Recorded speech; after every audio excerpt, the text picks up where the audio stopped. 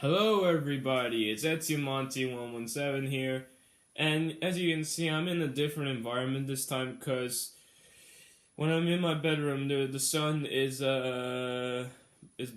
blocking me, or at least the sunlight that comes through my window does it so that I can't see myself in this video, which isn't the case here in the living room, so I'm filming from the living room this time.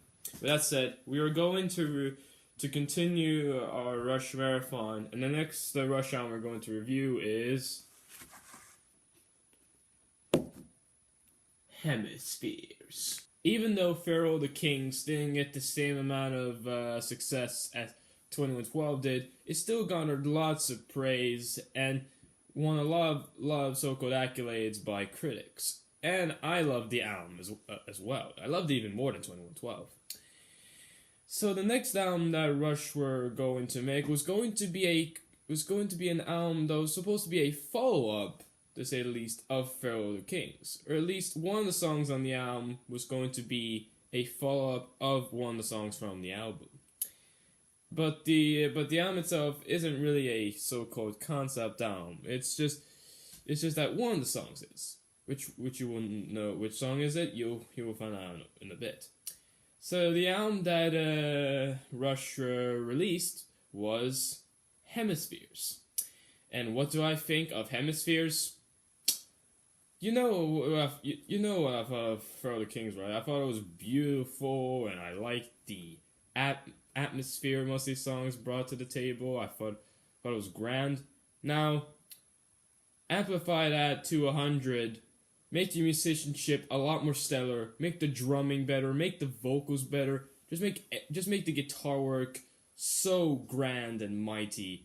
Then you get Hemispheres. That's how fucking awesome that album is. Similar to 2112, we start off the album with this huge epic. And the epic this time is the sequel to Cygnus X1 Book 1.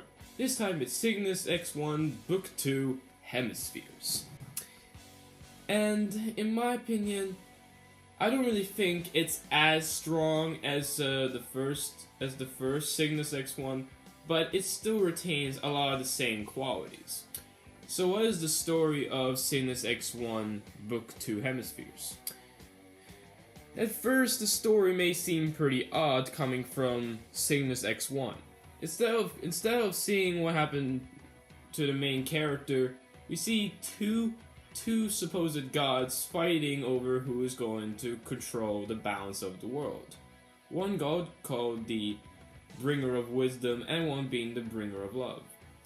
With one of them wanting to do that, the world could get a lot better, people don't need to start fighting each other, and so on and so forth. But since these two gods are not really aren't really that good friends, they start having a fight over how the balance of the world is going to be. Like, I'm going to say this a lot, but yeah. And of course, since these two people are fighting, and the people who are in this world that these gods are supposedly creating, they aren't they don't really know what to do with their lives, because the gods are fighting and not really controlling the state of the world. The people start fighting and getting involved in wars and a lot of deaths. And then in one of the segments of the album, which I'm not going to talk about each segment here because I'll be repeating myself here, we get to Cygnus Bringer of Balance, which is the fifth movement of the song. We finally get to see what happened to the main character of the last album. We find out that he was supposedly dead when he went through the black hole. But he isn't really dead, he's just been unconscious half the time, which is why the two supposed gods are fighting each other, because they are supposed to be two hemispheres. And if two hemispheres aren't linked together, then, shit's gonna go down. So, he finds a way of getting these two gods to cooperate with each other and to create a world that is perfect, which he does in the end, and that is why the two hemispheres, or the the two gods, which are, by the way, called Apollo and Dionysus, just like the gods from Greek mythology. They call him the Cygnus, bringer of balance. And then we get to the last part of the album, which shows where we see the main character talk about how if we find a way of doing teamwork, agreeing with each other, and not getting in fights or getting into long debates and stuff like that, we can create a single perfect sphere, and we can work together and make the world that we live in peaceful and not so much, and it isn't like heavy on war. So yeah, it's a really philosophical song, and it's really different tonal-wise to the last album, but it still manages to be really, really intense and really dark. But musically, to say the least, the song itself is a lot more lighter and a lot more upbeat than Cygnus X1 book 1.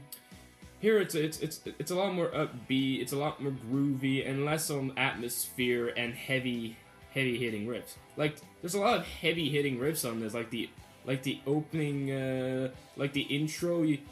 You get this power chord by Alex Lifeson coming right into your face, and it's like boom, but most of the song is really upbeat and more focused on groove, you know, that dan dan dan dan dan dan dan dan dan dan dan dan, like it isn't as focused on atmosphere. Like there are atmospheric moments on the album, but with Cygnus, bringer of balance, but they don't last as long.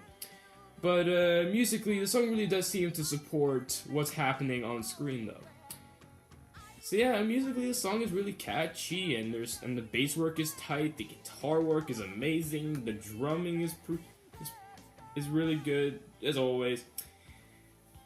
But there is something about this song that stops me from liking it as much as I could have, though, and that is with the repetition. There is tons and tons of repetition on this in this song. Like Apollo, bringer of wisdom, the second movement, and the third movement, Dionysus, bringer of love, sound exactly the same except with different lyrics. So you'll basically be sitting through two segments of a song that are exactly the same musically, but different when it comes to how the lyrics are, which could be a bit annoying, but these two segments don't last as long. And also, when the prelude is done, the song just stops, and then it goes straight into the next segment, like with 2112. That's only that one segment, though, and I can quickly overlook that. But except for that, I find myself really enjoying Cygnus X1 book 2, Hemispheres. The musicianship is great. The story is really interesting, even though I don't think it's quite as strong as the first book 1 in my opinion. And yeah, I forgot to mention the vocals. My God, the vocals! They are, whoo, like the vocals on Pharaoh the Kings weren't a whole lot different from the last few albums that came before Pharaoh the Kings, but here Geddy has matured a lot. Like, his high-pitched shrieking isn't as bad, and he usually uses the shrieking to create emotion. And he also uses a lot of his softer, more somber voice a lot of the time too, which really fits the atmosphere of what was going on in the song. So like I said, it's a fantastic track and definitely one of the highlights of the album. Now to something completely different. We get Circumstances. Circumstances is a lot more radio-friendly and more akin to the shorter songs that was on 2112. And the difference is that I think the Circumstances is a lot better than most of the short tracks on 2112. And also that lyrically, the songs I really find to be pretty good. And while lyrically with the 2112 short songs, they don't really do a whole lot for me. The lyrics in this song focus on Neil Peart's Neil Peart's struggles of becoming a drummer or is about him trying to find success in the music career when he was in London. But he couldn't find a serviceable career because he had to try and sell trinkets so he could try and support himself and get money. And he didn't have the money to, start a music career and playing in bands and all that. So the song was about feeling bad about not getting your dreams, not getting the dream you always wanted to get. It's but musically, I could also say that the song is pretty good too, and it's a lot more balanced. Get it? Balanced. Yeah, and than Hemispheres, as in there's no repetition, or at least there's no segment that feels forced in with repetition. There's no stops, as in this song is a lot shorter and more straightforward. And I think the chorus is pretty good. There's still some tight bass work. The guitar work here isn't quite as strong as the first track, but it still manages to be pretty good. And also there's this really cool synth break that does sound a bit dated, but I think that's kind of charming. It's this synth break that sounds a lot like Christmas music than it does Rush, but I don't know, just listen to this synth break and see for yourself.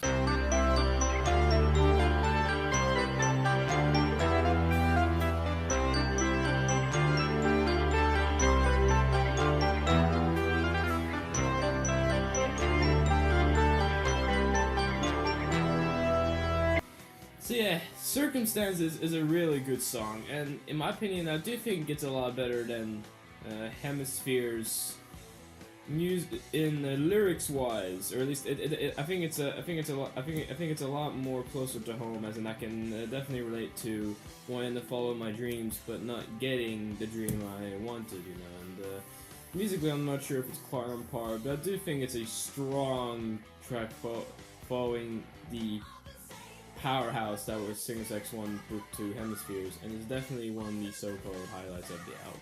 Then we get to, in my opinion, the weakest track on the album with The Trees.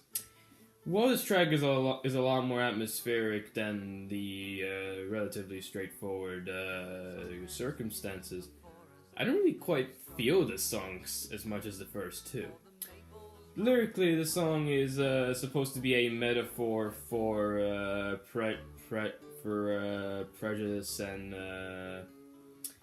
and people judging each other and discrimination, but instead of actually doing that with humans, we do it with trees. And notice is more evident than in the opening lyrics. There is unrest in the forest, there is trouble with the trees, for the maples want more sunlight and the oaks ignore their pleas. There are people there's these trees that are dying because they don't get enough sunlight, but the other tree doesn't want to give them sunlight because the other tree family may be pretty disgusting looking compared to the other tree family or something like that. Lyrically, it's a really clever idea that Neil Peart brought to the table of making a political message, but by using trees, which is actually pretty funny. But I don't really find this song to be as tight musically. There's a lot of great moments with this, with there being an amazing solo in the middle section, which is also the best part of the song, in the middle section, which I'll get to in a bit. The chorus is pretty good, not as strong as the first two tracks, but it's good enough for me. And yeah, then we get to the middle section, where we get these synths and Neil Peart banging on these coconuts, from Xanadu. We also get some guitars, which build up more and more to the solo, and then it goes back into the main part of the song and with the verses. The middle section is what makes the song worth it in the end. But the rest of the song is just good in my opinion. I'm willing to say it's the weakest just because I don't think it's as strong as the other tracks on the album, but that doesn't say much since I still think The Trees is a fantastic track. The musicianship is still there, the guitar solo in this is great, and it's just a beautiful song. It's not one of my favorites on the album, but it's definitely a really, really good song. Then we get to the best track on this album, and one of the best Rush tracks, period, with La Villa Straniato, an exercise in self-indulgence. Oh man, where to start with this masterpiece? Well, like I said, this song is split up into 12 movements. 12 movements. And the first movement, Bueno Noches Mind Throins, starts with this acoustic guitar, which makes you think that the song is going to be a slow track, but nah. When Alex Lifeson starts shredding on the acoustic, you know you're getting into a wicked experience. Then we get to the second movement with To Sleep Perchance a Dream, where we see this chord being built up more and more. It gets a lot louder. The synths start entering in. We see Neil doing these weird drum patterns, then the bass enters in, and then we get to the third movement, which is a Straniato theme, and the riffs in the in that movement is tight. Damn. And yeah, that's all I can say about it, is that the riffs and the drumming and the bass work is really tight in that segment. And then we get to the best movement of this track with A Lurks in Wonderland, with some of the best solos I have ever heard, period. This Alex Lifeson plays this solo with so much emotion and so much heart that it just kills me every time. You just listen to the solo, you know what I mean. But the solo in this track is beautiful. It's really technical, but at the same time really emotional. It's really similar to what Petrucci would try and do with Dream Theater. It's tight. It really adds to the atmosphere of the track. It's just beautiful. I don't have a lot to say, except that the solo in this is some of the best I've ever heard in music.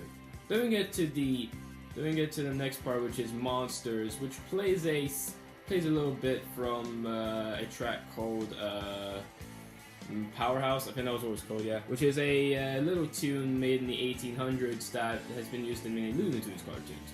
It's a pretty weird part, or weird segment, but I think it's kind of cool. Then we go to the Ghost of the Aragon, where we see a lot of riffing that goes all over the place, and an intense drumming. It's just all over the place, man. Then we get to Danforth and Pape, which again still has a lot of great riffs, and yeah, I'll probably repeat myself for Danforth and Pape and the Waltz of the Shreds. I would just say that these segments have amazing riffs, and the drumming is just so versatile. The bass is tight. Then we get to Never Turn Your Back on the Monster, which is a reprise of the Monster segment. Not a lot to say there, and as well as Monsters, which is also kind of sort of a reprise. Then we get the Straniato theme reprise, you already know. And then we get to the last segment, which is a funny pun, haha, with A Farewell to Things, which plays a bit of the Monsters theme and a bit of Ghost of the Aragon, and then the song ends.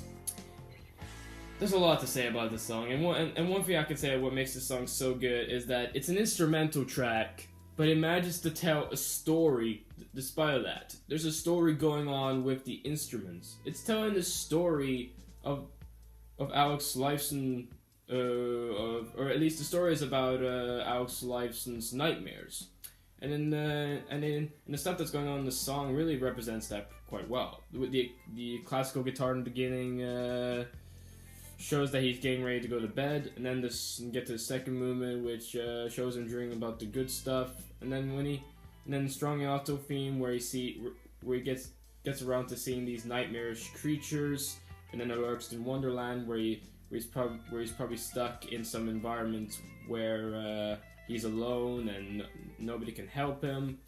And then we get Monsters, which shows a bunch of these monsters trying to kill him, and then we get all the other parts, which shows a lot of the chaos he has to go through, and then in the end he manages to find a way of killing the monsters with the A Farewell to Things, and then he wakes up from the nightmare. It's a really intense song, and like I said, this may be their tightest tightest group performance yet. And they managed to make the songs slightly better live with the pink pop version, which I will put down in the link in the description. But what I have to say about the song is that it's just, I've already said all the stuff I need to say about the song. It's fantastic. It's their best instrumental. Yeah, a lot better than YYZ. It's musically tight. It's never repetitive. Even when they start reprising, it all makes sense why they're reprising that bit. The bass work is beautiful. The drumming is some of the best I've ever heard. This song is fantastic, and that is all I have to say. If you thought what I had to say about the song wasn't enough, just listen to the song and see for yourself. This is the definitive highlight of this album and one of the best Rush tracks of all time. So what do I think of this album? Not only do I think it's the best album Rush has put out, but I think it's one of the best albums I've heard, period. Their playing on this album is just so tight. They never go too overblown or too technical like many other bands did in that period, like Emerson, Lake and Palmer, just as an example. The lyrics are pretty good in most of the songs.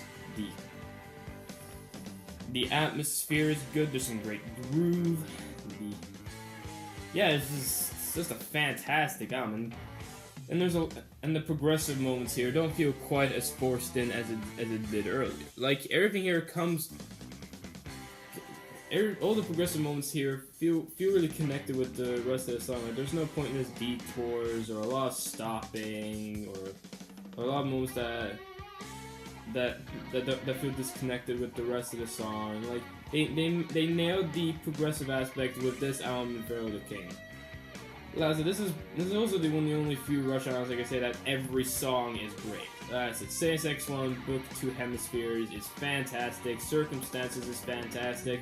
The Trees I don't think it's quite as good, but it's also pretty good. And La Via Strung Alto is godlike.